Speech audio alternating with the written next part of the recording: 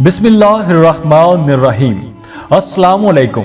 خانہ کعبہ سب سے پہلے کس نے تعمیر کیا اور پہلا حج کس نے کیا تھا؟ بیت المعمور کیا ہے اور یہ کہاں واقع ہے؟ کیا فرشتوں کے لیے الگ سے کوئی خانہ کعبہ بنایا گیا ہے؟ خانہ کعبہ کو کل کتنی بار تعمیر کیا گیا؟ خانہ کعبہ بیت المقدس سے کتنے سال پہلے تعمیر ہوا تھا؟ کیا آج بھی خانہ کعبہ کی وہی شکل ہے جس شکل پر حضرت آدم علیہ السلام نے اسے تعمیر کیا تھا؟ وہ کون سا وقت تھا جب خانہ کعبہ غائب ہو گیا تھا؟ خانہ کعبہ کی چابیاں کس خاندان کے پاس ہوتی ہیں؟ خانہ کعبہ کا دروازہ سال میں کتنی بار اور کیوں کھولا جاتا ہے؟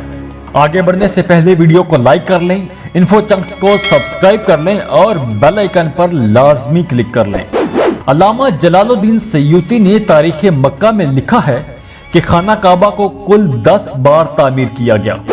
سب سے پہلے فرشتوں نے ٹھیک بیت المعمور کے نیچے زمین پر خانہ کعبہ کو بنایا تھا۔ اب سوال یہ ہے کہ بیت المعمور کس چیز کا نام ہے؟ بیت المعمور 7ویں آسمان پر خانہ کعبہ کی طرز پر ایک گھر ہے۔ یہ فرشتوں کا خانہ کعبہ ہے جس کے گرد ہر وقت ہزاروں فرشتے طواف کرتے رہتے ہیں۔ بیت المعمور 7ویں آسمان پر بالکل خانہ کعبہ کی سیدھ میں واقع ہے۔ کتب میں لکھا ہے کہ اس کا طواف روزانہ 70,000 فرشتے کرتے ہیں، اور جو فرشتے بیت المعمور میں ایک مرتبہ طواف کر لیتا ہے اس کی قیامت تک پھر باری کبھی نہیں آئے گی۔ اسی بیت المعمور کے بالکل نیچے زمین پر حضرت آدم علیہ السلام نے بیت اللہ کی تعمیر کی تھی۔ اس کے بعد حضرت آدم علیہ السلام کے بیٹے حضرت شیث علیہ السلام نے خانہ کعبہ تعمیر کیا، اور اس کے بعد طوفان نوح علیہ السلام میں یہ عمارت غائب ہو گئی تھی اور کئی 100 سال تک دوبارہ اس کی تعمیر نہیں کی جا سکی۔ اس کے بعد حضرت ابراہیم علیہ السلام اور ان کے بیٹے حضرت اسماعیل علیہ السلام نے اس مقدس گھر کو تعمیر کیا، جس کا ذکر قرآن کریم میں بھی موجود ہے۔ جب حضرت ابراہیم علیہ السلام کو حکم ہوا کہ مکہ کی طرف جاؤ تو آپ حضرت ہاجرہ علیہ السلام اور حضرت اسماعیل علیہ السلام کو لے کر روانہ ہو گئے اور اس مقام پر پہنچے جہاں آج کل مکہ واقع ہے۔ اس وقت یہاں نہ تو کوئی عمارت تھی، نہ پانی تھا، اور نہ ہی یہاں کوئی رہتا تھا۔ جنگل بیابان تھا، درختوں کے نام پر صرف ببول یعنی کیکر کی جھاڑیاں تھیں۔ حضرت ابراہیم علیہ السلام نے بیوی اور بچے دونوں کو یہاں بٹھا دیا، ان کے پاس ایک مشکیزہ پانی کا اور کھجوریں رکھ دی، اور پھر آپ شام کی طرف چلے گئے۔ حضرت ابراہیم علیہ السلام دوسری بار مکہ آئے تو پھر بھی آپ نے وہاں پہ قیام نہ کیا، لیکن جب تیسری بار تشریف لائے تو آپ نے اپنے بیٹے حضرت اسماعیل علیہ السلام سے کہا کہ بیٹا، مجھے اللہ تعالیٰ نے ایک حکم دیا ہے کہ میں یہاں ایک گھر بناؤں، اور یوں باپ بیٹے نے مل کر خانہ کعبہ کی تعمیر شروع کر دی۔ حضرت اسماعیل علیہ السلام پتھر لاتے جاتے اور حضرت ابراہیم علیہ السلام دیواریں بناتے جاتے تھے۔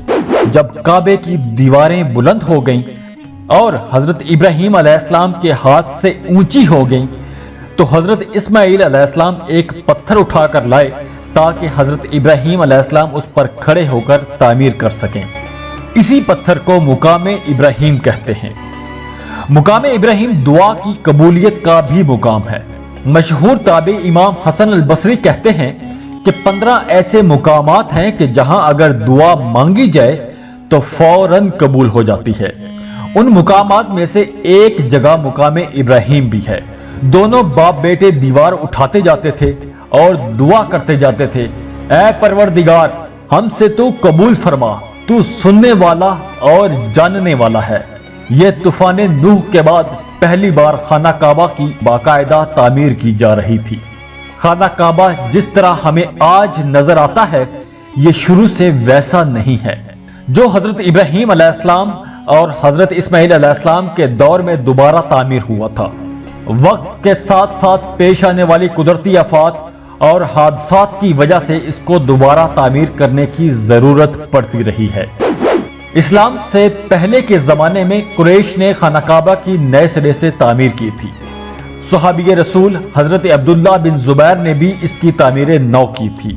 اموی خلیفہ عبد المالک بن مروان کے دور میں حجاج بن یوسف نے بھی خانہ کعبہ کی تعمیر نو کی تھی، اور آخری مرتبہ خلافت عثمانیہ کے سلطان مراد چہارم نے 1630 میں اس کی تعمیر کروائی تھی۔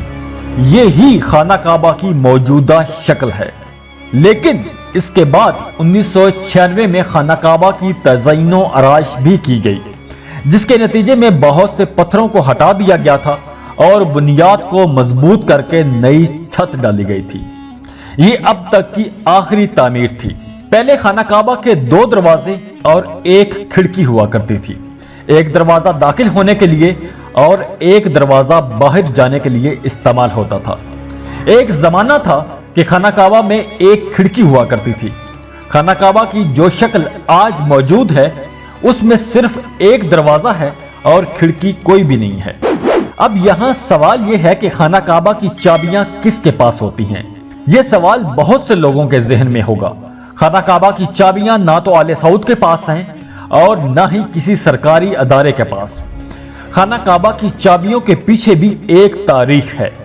جب مکہ فتح ہوا تو اس وقت نبی کریم صلی اللہ علیہ وآلہ وسلم کو خانہ کعبہ کی چابیاں لا کر دی گئی تھی، لیکن بجائے اس کے کہ آپ صلی اللہ علیہ وسلم چابیاں اپنے پاس رکھ لیتے، آپ صلی اللہ علیہ وآلہ وسلم نے یہ چابیاں بنی شائبہ خاندان کے عثمان بن طلحہ کو واپس کر دی تھی۔ اس وقت سے لے کر آج تک یہ چابیاں بنی شائبہ خاندان کے پاس رکھی ہوئی ہیں۔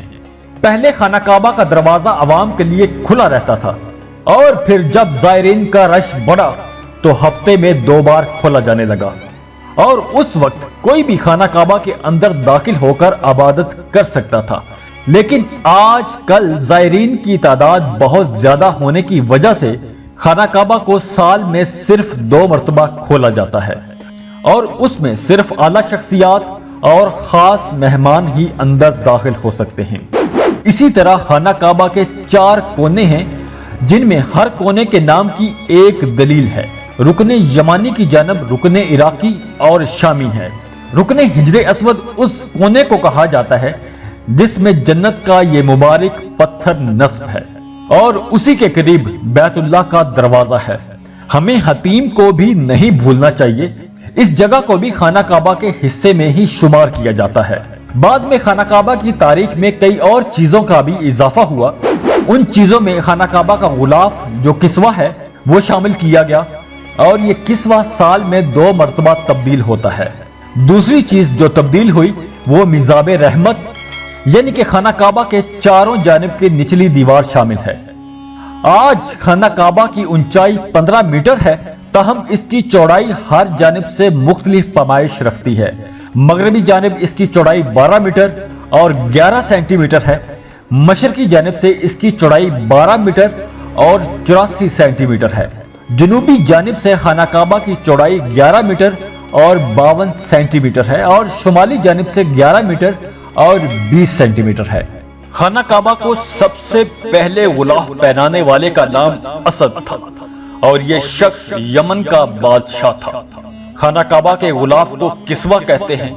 کسوہ ریشم اور روئی سے تیار کیا جاتا ہے اور اس پر قرآنی آیات لکھی جاتی ہیں۔ ہر سال ایک نیا غلاف تیار کیا جاتا ہے، اور حج کے موقع پر پرانا غلاف اتار کر اس کی جگہ نیا غلاف لگا دیا جاتا ہے۔ غلاف کی تیاری میں تقریباً 670 کلو گرام ریشم استعمال ہوتا ہے، جو اٹلی سے منگوایا جاتا ہے، جبکہ سونے اور چاندی کی تاریں جرمنی سے آتی ہیں۔ غلاف کی لمبائی 50 فٹ اور چوڑائی 35 سے 40 فٹ تک ہوتی ہے۔ غلاف کعبہ کی تیاری پر ہر سال تقریباً $60 لاکھ لاگت آتی ہے۔ کسوہ مکہ کے قوم الجود کے علاقے میں ایک فیکٹری میں تیار کیا جاتا ہے۔ 1962 تک خانہ کعبہ کا غلاف مصر میں تیار کیا جاتا تھا۔ اس دور میں غلاف کے لیے سرخ، سبز یا سفید رنگ کا کپڑا بھی استعمال کیا جاتا رہا ہے، لیکن اس کے بعد غلاف کے لیے ہمیشہ کالے رنگ کا خصوصی کپڑا ہی استعمال کیا جاتا ہے، اور اس پر سونے کی تاروں سے قرآنی آیات لکھی جاتی ہیں۔ पुराने गुलाफ को खाना काबा से उतारने के बाद टुकड़ों में तकसीम कर दिया जाता है और ये टुकड़े अहम शख्सियात और मजहबी तंजीमों में तबर्रुक के तौर पर बांट दिए जाते हैं। जाते जाते वीडियो को लाइक जरूर कर लें, इन्फो चंक्स को सब्सक्राइब कर लें और बेल आइकन पर लाजमी क्लिक कर लें।